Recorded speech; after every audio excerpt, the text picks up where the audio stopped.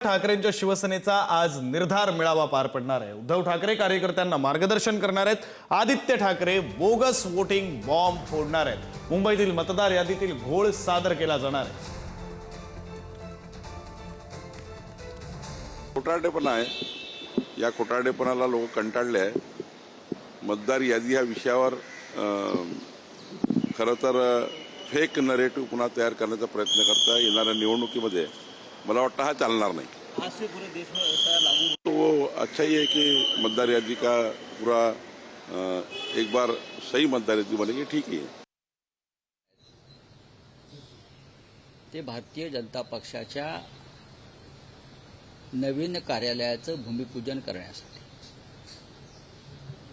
Marine lines खरं म्हणजे भारतीय जनता पक्षाचं एक मोठं कार्यालय राज्याचं आहे, पण हातामध्ये अमर्याद सत्ता आणि धनसंपत्ती असल्यामुळे समुद्रासमोर मरीन लाईन्सला एक भव्य आलिशान कार्यालय उभं करण्याचं त्यांनी ठरवलं। कारण ते सुखासीन लोक आहेत, कार्यकर्त्यांप्रमाणे त्यांना जगता येत नाही, ते पूर्वीचे दिवस गेले। हजारो स्क्वेअर फीटचं ते कार्यालय आहे। नवीन किंवा नूतन कार्यालयाचं भूमिपूजन हा काही आमच्यासाठी टीकेचा विषय असू शकत नाही। राजकीय पक्षांना तो पूर्ण अधिकार आहे। देशभरामध्ये भाजपनं प्रत्येक जिल्ह्यामध्ये अशी पंचतारांकित कार्यालय उभी केली आहेत। 550पेक्षा जास्त, म्हणजे मुंबईतलं दिल्लीतलं कार्यालय जर आपण त्यांचं पाहाल तर प्रेसिडेंट ट्रम्पचं व्हाईट हाऊस मागे पडेल, पण त्याचंही आम्ही स्वागत करतो। पक्ष आपल्या प्रॉपर्ट्या तयार करत असतो, सत्ता आहे, उद्योगपती पैसे देत असतात। प्रश्न इतकाच आहे, मरीन लाईन्सला अद्याप मराठी भाषा भवन होऊ शकलं नाही। त्याच ठिकाणी मराठी भाषा भवन अडकून पडलंय, भूमिपूजन होऊन सुद्धा त्याकडे कोणाचं लक्ष नाही। पण आज गृहमंत्री एक पंचतारांकित भव्य असं कार्यालय त्याचं भूमिपूजन करण्यासाठी येतात, त्यांचं स्वागत आहे। मी आज पत्र लिहिलंय अमित शहांना आणि सामनात सुद्धा आम्ही छापलाय की किती वेगानं काम केलं जातं, किती वेगानं एक फाईल एका सत्ताधारी पक्षाची, म्हणजे राफेलच्या वेगानं लिहिलंय, राफेलच्या वेगानं फाईल हलते, म्हणजे राफेलचा वेग सुद्धा मागे पडेल इतक्या वेगाने ती फाईल हल्ली। आणि सर्व अडथळे बरं का, कधी 24 तासात, कधी 2 तासात, कधी तासाभरात अडथळे दूर करून ती जागा महापालिकेची ही भारतीय जनता पक्षाला देण्यात आली। 3.5 वर्ष राज्यामध्ये प्रशासन आहे मुंबई महापालिकेत, आणि त्या प्रशासकाच्या माध्यमातून हा संपूर्ण व्यवहार करून घेतला। महापालिकेमध्ये नागरी सुविधांच्या संदर्भात अनेक विषय पडलेले आहेत, त्यांच्या फाईल्स हलत नाहीत। अद्याप मराठवाड्यातल्या शेतकऱ्यांच्या मदतीची फाईल हललेली नाही, दिवाळी झाली तरी।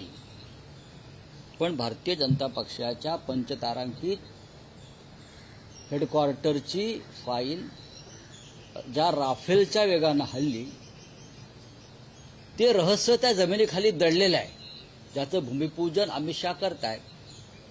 ते रहस्य ते जेव्हा कुदळ मारतील तेव्हा ते रहस्य बाहेर येईल, फाईल बाहेर येईल ती। तर मी फक्त अमित शहा जे देशाचे गृहमंत्री आहेत, अत्यंत प्रामाणिक माणूस आहे। अमित शहा अत्यंत प्रामाणिक माणूस आहे, बरं का, अत्यंत प्रामाणिक। त्याला कधी असे 2 नंबरचे धंदे जमले नाहीत असं लोक त्यांचे भक्त म्हणतात। म्हणून मी त्यांना कळवलं की बघा, तुम्ही जी कुदळ मारताय त्याचं रहस्य ते समजून घ्या। संपूर्ण माहिती मी त्यांना पाठवली आहे। मला खात्री आहे ते सक्षम गृहमंत्री आहेत। आपण ज्या जमिनीवर भूमिपूजनाची कुदळ मारतो आहोत त्या जमिनीखाली कोणतं रहस्य आहे महाराष्ट्रातल्या भाजपच्या नेत्यांनी पुरलेलं, त्याचा त्यांना अभ्यास करावा, एवढीच माझी एक भूमिका आहे। बाकी नवीन कार्यालय 20 माळ्याचं करू द्या, समुद्राच्या वर करू द्या, समुद्राच्या आत करू द्या, अद्याप शिवाजी महाराजांचं स्मारक झालं नाही. अद्याप छत्रपती शिवरायांचं स्मारक जे होणार होतं ते झालं नाही. मराठी भाषा भवनाला अडथळे आणलेले आहेत.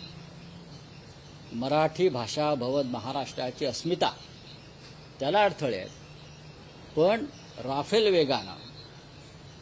राफेल वेगानं भारतीय जनता पक्षाचं हेडक्वार्टर मरीन लाईनच्या समुद्रावर होत आहे. हे महाराष्ट्राच्या जनतेला कळावं म्हणून मी आजचा हा प्रपंच पत्र लिहायचा अमित शहाजींना केला. अमित शहाजी मोठे नेते आहेत, त्यांचं इंटेलिजन्स फार ताकदीचं आहे, तर त्यांनी या फाईलचा सुद्धा अभ्यास करावा आणि अशाच प्रकारच्या वेगवान फायली जनतेच्या हिताच्या दृष्टीने ज्या पडून आहेत, सामान्य शेतकऱ्यांच्या दृष्टीनं पडून आहेत, त्यांनाही त्याच वेगानं न्याय द्यावा.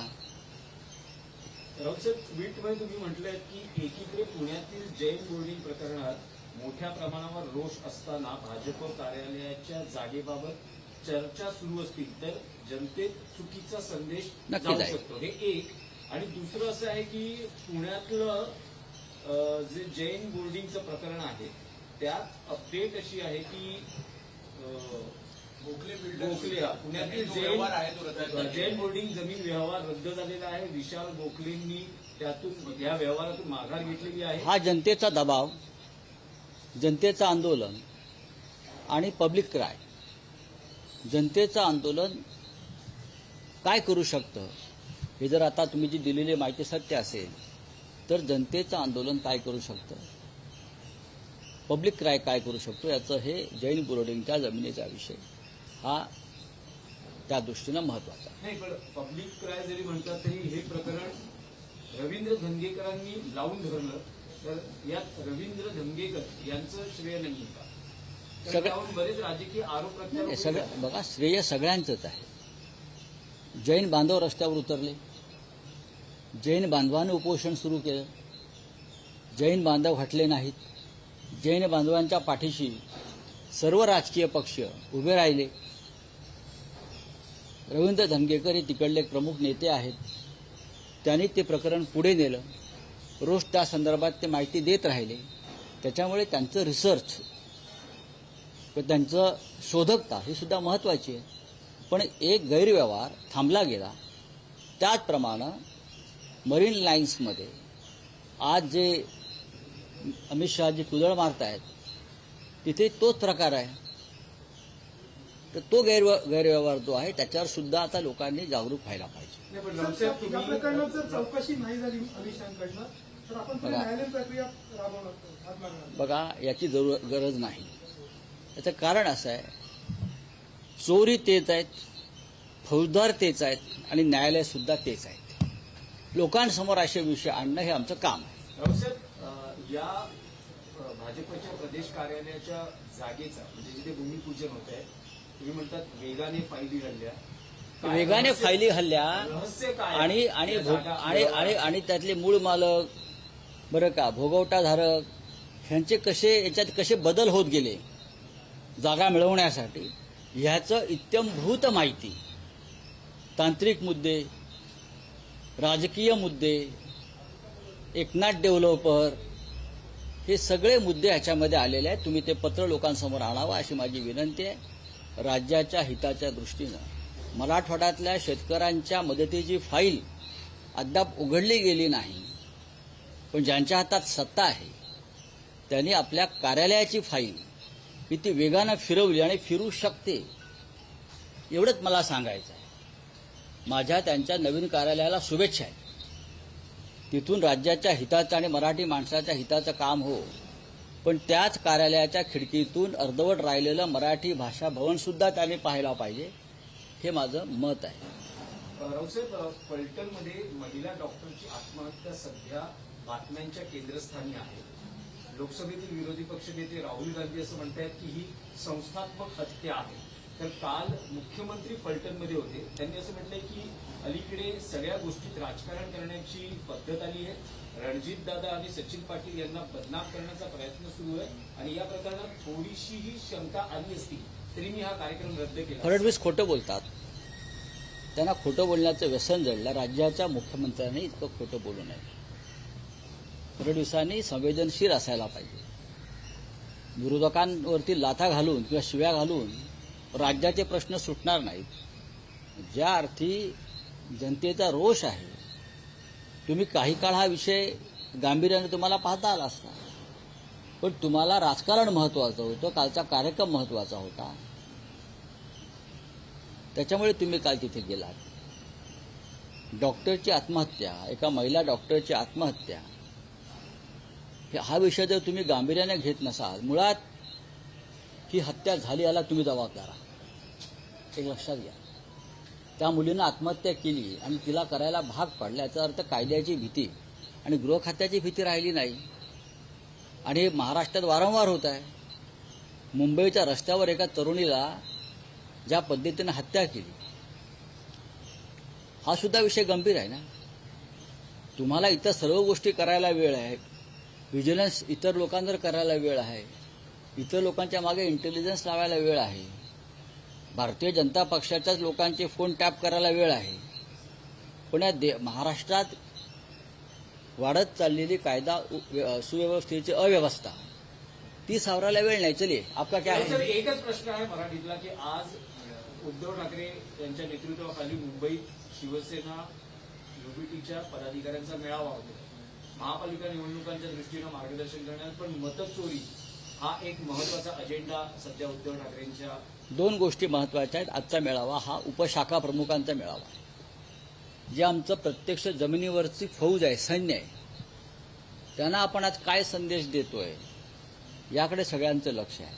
उद्धव ठाकरेजी पक्षप्रमुख आज त्यांना मार्गदर्शन करतील आणि मोठ्या प्रमाणामध्ये मुंबईतून, हा फक्त मुंबईतल्या उपशाखा प्रमुखांचा मेळावा आहे, लक्षात घ्या.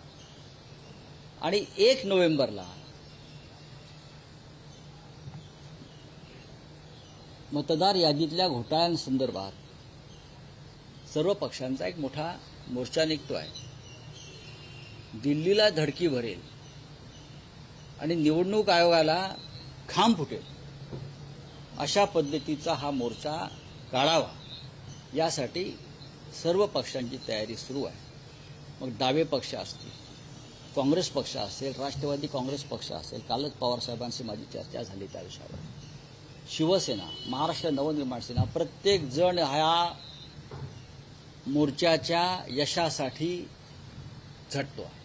आणि 1 तारखेचा मोर्चा, 1 नोव्हेंबरचा मोर्चा हा अभूतपूर्व असा. नाही, पण राऊसाहेब, यात एक प्रश्न असा आहे की तुम्ही किंवा तुमचं शिष्टमंडळ वारंवार असं सांगताय, राज ठाकरे म्हणताय की मतदार याद्यांमध्ये दुरुस्ती करा आणि निवडणुका घ्या. पण आज केंद्रीय निवडणूक आयोगाची पत्रकार परिषद संध्याकाळी होते. निवडणूक आयोगाकडून एक स्पष्टता आहे की नव्या वर्षात मतदार याद्या पुनर्रचना करण्यासंदर्भात मोहीम हाती घेतली जाईल. त्यामुळे आता हे स्पष्ट आहे की ज्या याद्या आहेत त्यावरच महाराष्ट्रातल्या स्थानिक स्वराज्य संस्थांच्या निवडणुका. या विषयावर तुम्ही 1 नोव्हेंबरला आम्ही काय बोलतोय ते ऐकून घ्या.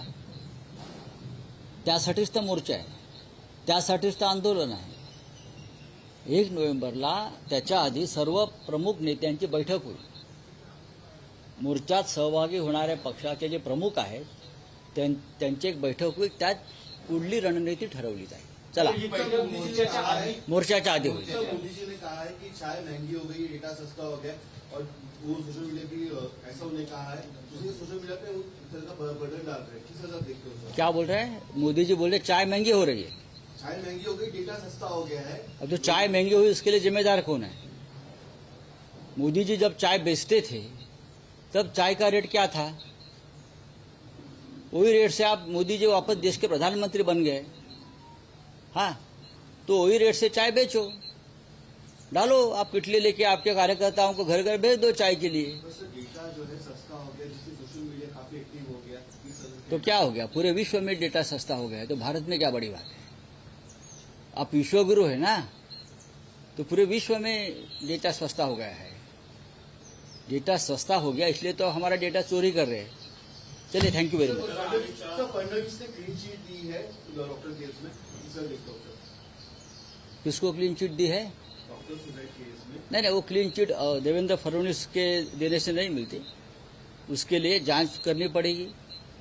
वो लड़की ने जो अपने हाथ पर लिखा है, हाँ, की पोस्टमार्टेम